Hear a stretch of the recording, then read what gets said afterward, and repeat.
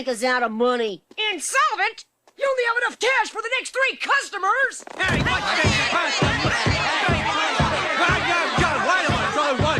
just a second here. No, I don't have your money here. It's in Bill's house and Fred's house. Hey, what are you doing with my money in your house, Fred?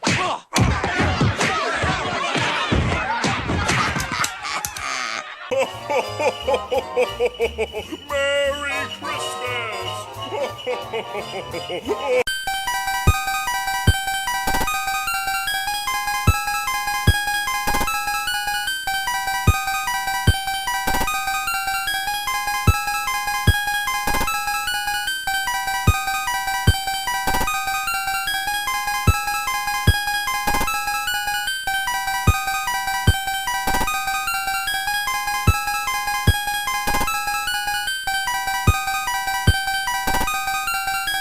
Christmas is canceled. Hi, I'm Zion. And I'm Judah.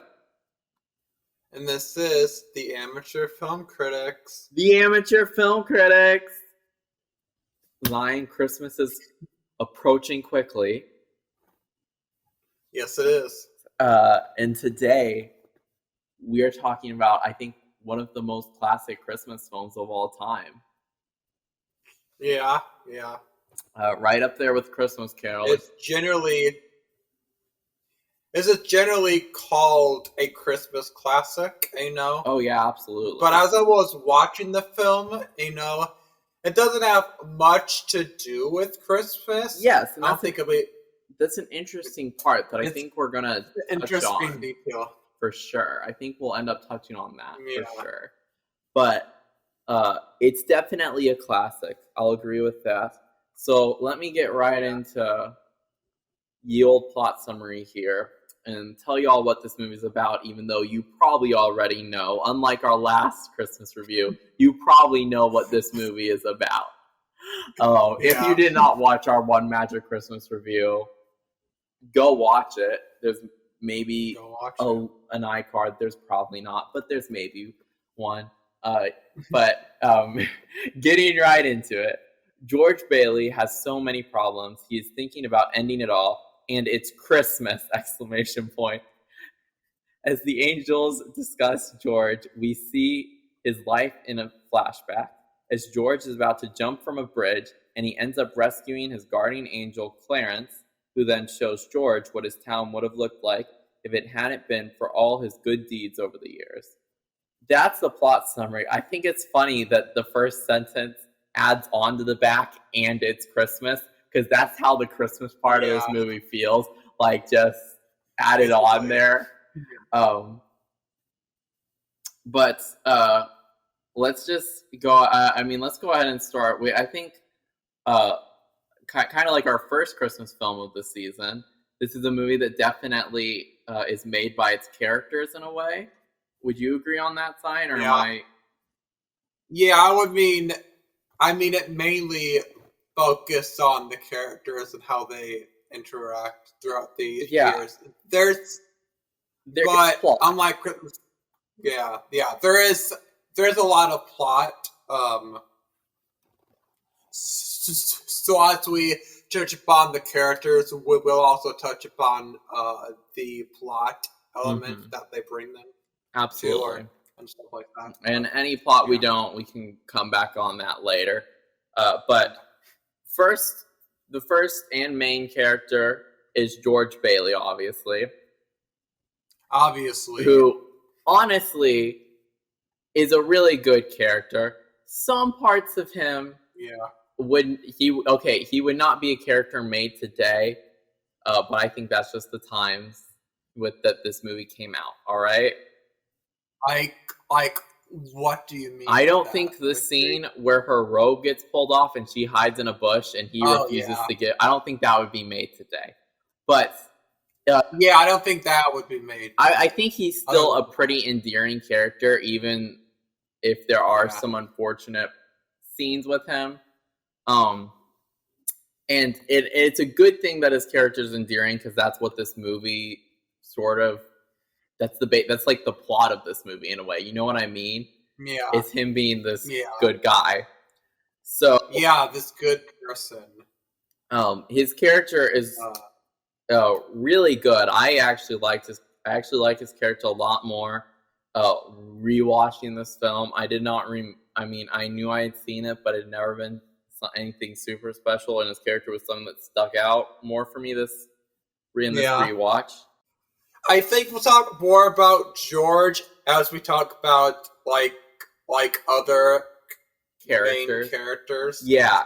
So yeah, because the movie almost completely revolves. It's shown from George's perspective mostly, other than technically it's the angels doing this narration thing. It's almost George is basically in almost every scene. Like I cannot think of many scenes without George. Yeah. So yeah. Almost most of this movie is based off of George interactions throughout his life with other people who he has come across. So then we have Mary, who is George's love interest / wife, as later in the film. Yeah. I mean, I really like her character. There isn't something particular that I think sticks out about her, but I think she's a good character, and the chemistry between her and George really works in this film. Yeah, I think their chemistry works. You definitely, I don't know, but there's something about her character that just works. There's nothing much to say. Yeah, her character doesn't have anything in particular other than she works really well with George. And when you think about how this movie works, it's kind of like her character is like, in a way. I mean, she has her own motivations, and she's not like a one-sided character in any way. But she is definitely more like they could be for George in a way. Yeah. And you see in the third act that without George, she basically turns out to be nothing. She's like gets even more boring, which in a way kind of expresses exactly what we're saying about her character in this movie. Is like her most interesting thing is George. Like her most interesting character plot point is George in a way, which is awful to say because she's really awful to say, but it's the truth. Yeah, she's a nice character, but that's what the film brings the character up to be. No, don't blame it on us. Don't blame it on us. It's not our fault, y'all. We're just telling you straight facts. Then we have. I'm sorry. Then we have Clarence. Yes. And I would like to point out that in parentheses on the script, Zion put those God effects. So I have a feeling that you have something particular to say about this.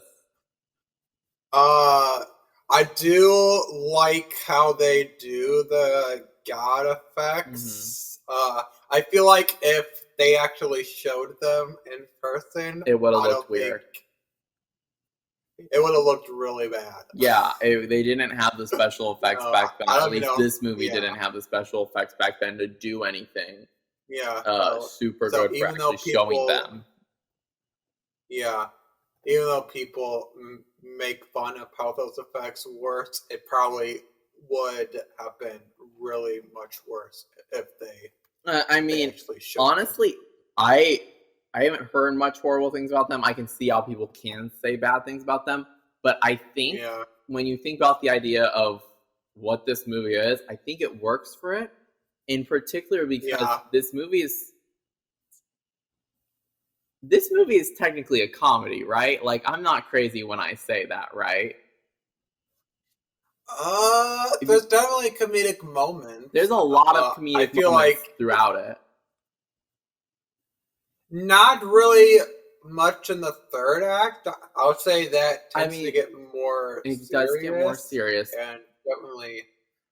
But when you think about everything that's happened I actually don't know now. There are a lot of comedic moments. And so I think those little scenes, that little scene at the beginning with the little stars blinking, all like that, I think it works very well for if you do think of this movie as a comedy. Obviously, it's more of a drama throughout its plot, but they sprinkle in the comedic moments very nicely, I must say. Just to say that. Yeah. Now to talk about the actual character, though, Clarence, Zion. How do you feel about Clarence? Clarence, although I don't see Clarence assumed, I thought his character resembled Mr. Saha Mama. Mr. Saha Mama E from the animated Peter Pan in a way. I had never thought about that, but that is, I would say that's actually a pretty good representation or like comparison. That's pretty good comparison.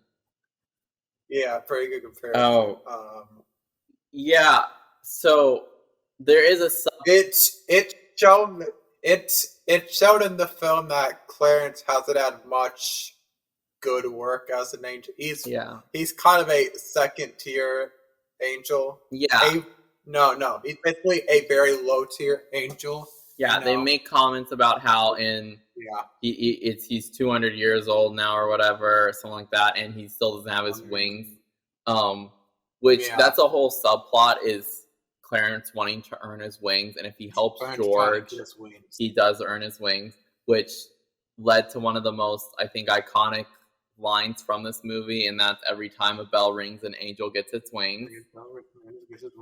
Yes. Yeah. So I will say that Clarence is. I actually like a lot about how they made Clarence this clumsy angel and stuff like that, because I think it works even better for the. I think it works for the film, and I don't think there's much comedy in the third act. Clarence is the comedy because he's the clumsy angel. Just saying. So. Okay. Yeah, I forgot how. Yeah, I just realized that. So my argument stands. Sorry to say it. Okay. But yeah, I think Clarence is definitely one of the, can I say standout characters, Zion? Would you get mad if I said that? I mean, no, his character stands out because there's not really a lot of characters in the film that are like him. And then our next character is Mr. Potter, who is the antagonist, Potter, right? We can't say it. Mr. Potter is basically. Mr. Potter's character is basically Mr. Burns from the Simpsons. That's basically what his character is. I wouldn't be surprised if the Simpsons original inspiration for Mr. Burns was this movie. Was Mr. Potter. Yeah, because it's very true. Mr. Potter is honestly the almost epitome of evil in my he's just an awful man.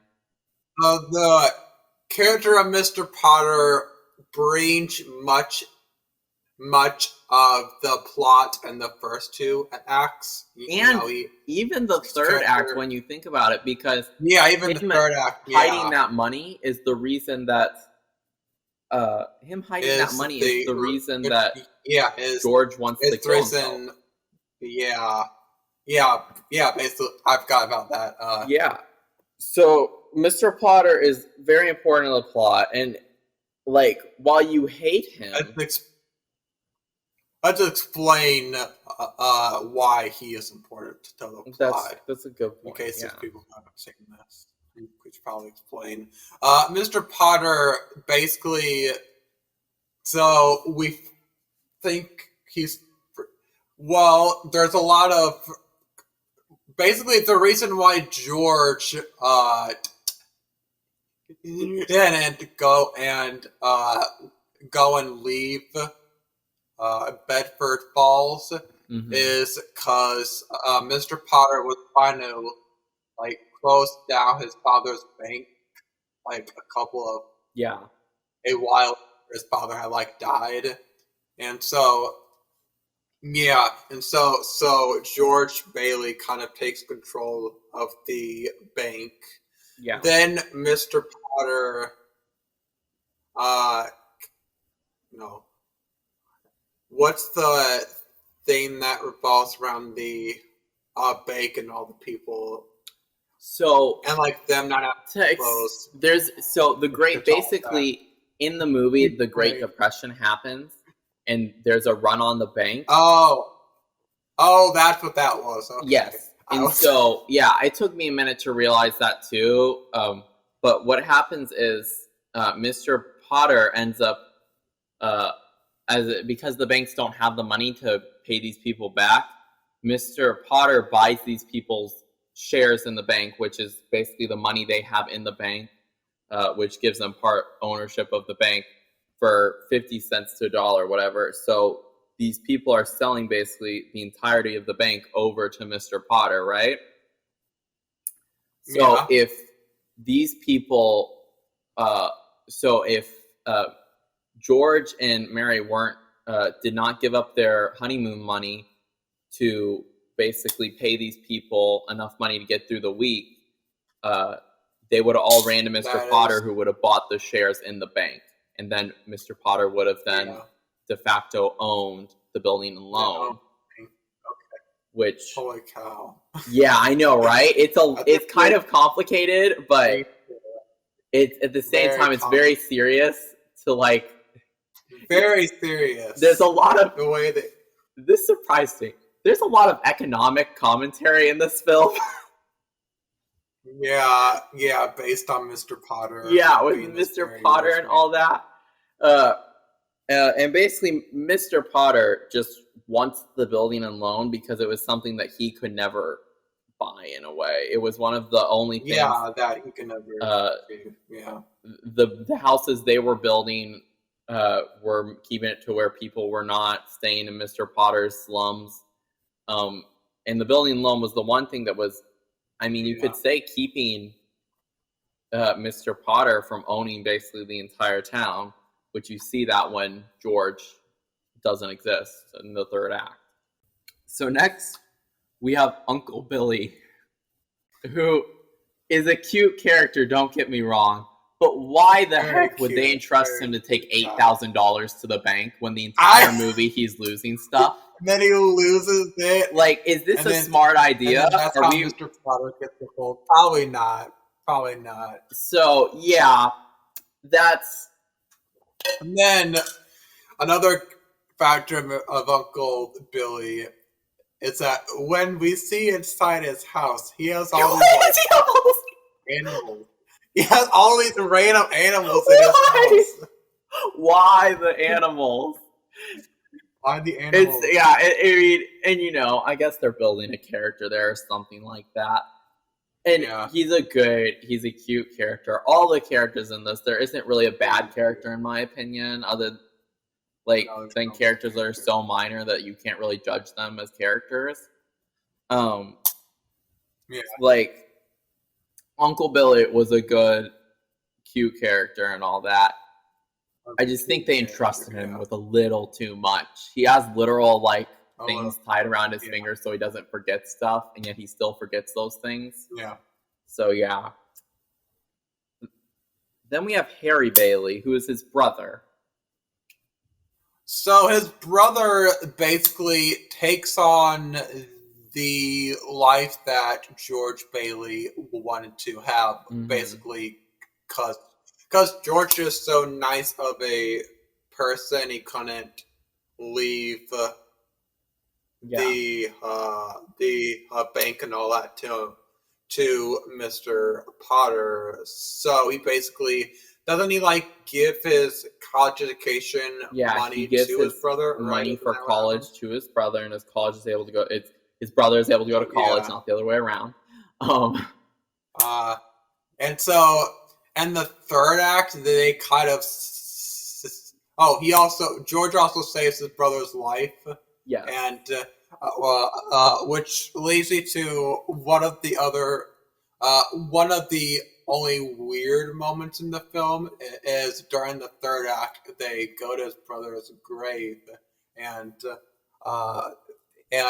basically they say, since you weren't there to save him, George, your brother,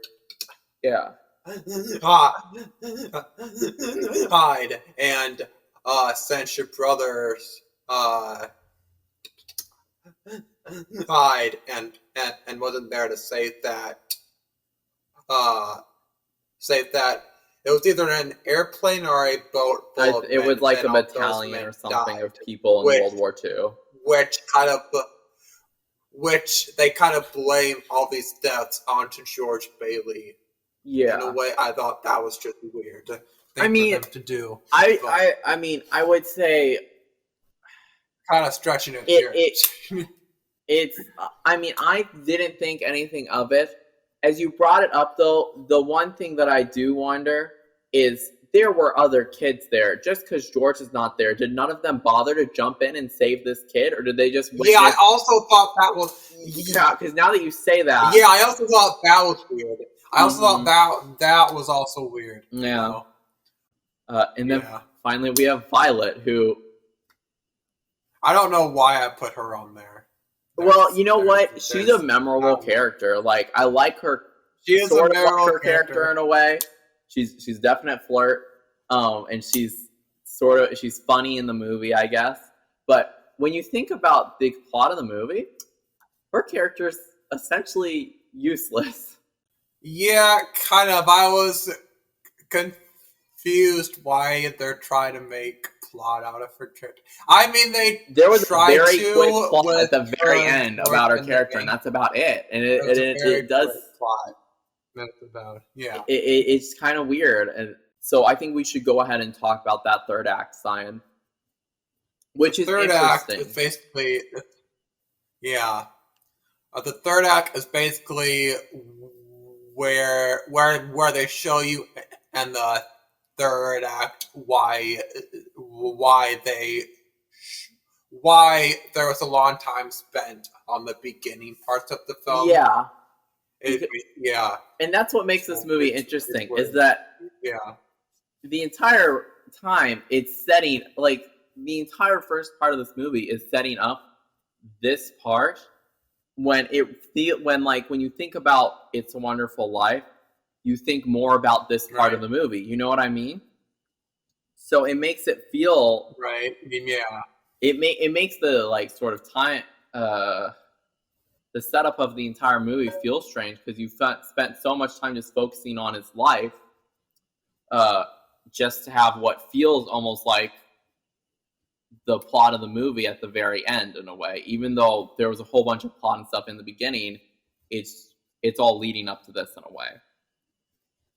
Right. It does get different. It obviously gets much more. There's an angel and stuff like that, so it gets more magical or whatever you want to call it. It's more, yeah. And in my opinion, the ending is one of the few movies that I've watched recently that legit that I've like watched in a while actually that legit almost made me cry, Zion. Yeah, kind of the same. Yeah. It's like it's a really happy ending. It just makes you like smile. Where so basically they've lost the $8,000 at the bank, and so since George Bailey has basically spent his entire life just caring for this town, the townspeople I thought they gave them like more than $8,000. I thought they counted up to $25,000 collected to save George Bailey. So yeah, it's a very heartwarming moment, and they play the Christmas carols. Yeah, and that's also, and it just tugs on your heartstrings, man. I think they also say probably the last line in the film is said by George's brother, Harry Bailey, which says, "To my brother, the richest man in town," right? And so they were mainly just talking about how rich his heart is, and so it's sort of a double entendre because he's rich in which he has all these friends and people who love him and care about him, but he also has a butt ton of money now because $25,000 back then was a lot of money. Was a lot of money. So let's just go right into our favorite character. Zion, who would you say is yours? favorite character? My favorite character in the film, George is a very notable character. Yeah, I mean, I'm kind of I on the also line. I would say George is probably my favorite character. I mean, I don't usually go with the main character as my favorite character. I like now as the best like non-main character though, probably Violet. I can. It's hard Clarence to choose. Clarence could challenge her for it, in Clarence my opinion. also, but I can see what you mean. But I think George is my favorite character, and when you think about it, it makes sense because in order for the ending of this movie to work, you have to spend most of the movie making you like him, like making him be a lovable character, and so that's how, of course, he's going to end up being your favorite character. So. Yeah. With all that said, Zion, what is your favorite scene? Favorite scene, the I like the scene where he comes and where he walks into his house and he's all like mad and he's all like frustrated. Mm-hmm. That was a great scene in my opinion. And then my other favorite scene is the very ending scene of the film, where they're all like singing in the house. Yeah, I was gonna go with the very ending with that, where they're all singing in the house. The little girls. Every time a bell rings, an angel gets its wings, or whatever. And so Clarence gets, and that's supposed to assume Clarence is getting his wings, which is really nice. So yeah. I'm also gonna tell you another fact. Remember in Christmas Vacation where Clark Griswold he's about to go down the hot stairs and he's all angry and then the ball thing like comes off and Christmas Vacation. No. The ball thing is loose on the top of the stairs, so he grabs a chainsaw and I had never thought about that. That's a reference to this, isn't it? Yes. This film. Yeah, it's a reference to this. Oh, that's nice. Yeah, I like that. That is a very nice detail. All right. So here's where it gets a little rough, because Zion, we're at the jingle meter. Oh, it's like maybe a 2 or a 3 on the That's the big that's the problem, because it's a good movie. But is it necessarily a Christmas movie, y'all? I mean, like, there was more Christmas things in Gremlins than that. I know, and when you think of it that way, it's really rough. It has the very, like, warm-hearted, kind of sappy ending, and, well, not even sappy, I would say it's just a good emotional ending, in my opinion. But, like, as far as Christmas affecting the plot, the thing is they normally though release this film on DVD around Christmas time. That's normally where they release this DVD, and so it's called a Christmas classic. I don't know if it really deserves the Christmas title in there. Yeah, culture, like, basically, the only reason this is a Christmas film is because culture is sort of associated with that because of the ending. It might have came out around Christmas. But maybe. Yeah, it's just, I mean, I'm so, it's crazy, but I would have to say maybe this is about a 3 or a 4. On the jingle meter. So since you said 2 or 3, I'd say 3. I say we just go with a 3 as our total. 3? Oh, okay, yeah. Yeah. There's 3 on the jingle meter. Now, for our actual ratings of the film, I'm gonna give this a 5. I knew you were gonna give this a 5. I think you said it at the Christmas Vacation one, that you think you'd be giving a lot of films this one, except for this season, except for one perfect scores, and so far you did that. So I knew you would end up giving this a 5. Now I'm kind of curious on your rating of the film. And dang it, now Simon, originally you were right because I'm giving it a 5 too. Yeah. You were like, you probably just don't remember. You're probably too young to appreciate this film. And I watched it, and I was tearing up at the end. And it's just a good film. I mean, yeah. Normally, don't try to show this to younger kids because they'll probably just get bored. It's with it. Yeah, you don't. You have to be older to appreciate this in a way. Older, you have to be older.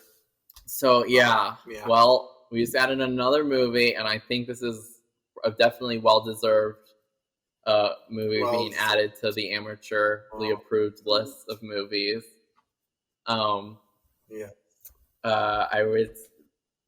I mean, it definitely deserved it more than Cruella's on. We're never gonna live down that Cruella rating. We're never gonna live down that. But I want to thank y'all for watching. Hope you enjoyed this. Next week, on Christmas Day, we believe is our Christmas special finale special.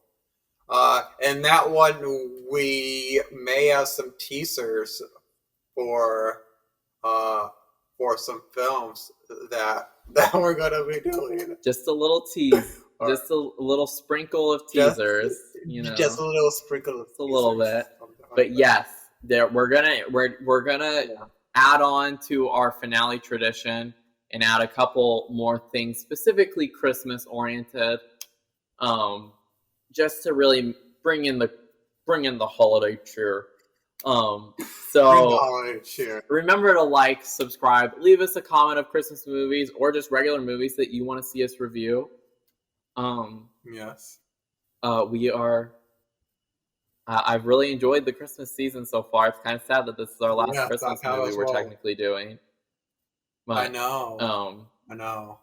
I thank you for watching, guys. Cyan, you got any last words? Like, comment, subscribe, ring that notification bell. Sorry about if our Instagram is very... Our Instagram is very bare. We have not posted in a long time. We're going to try to remember to post over this Christmas season. We're going to try for the At the time of this, we're posting this. That doesn't happen. We're going to try to remember to post, but we'll see. We're going to try to remember.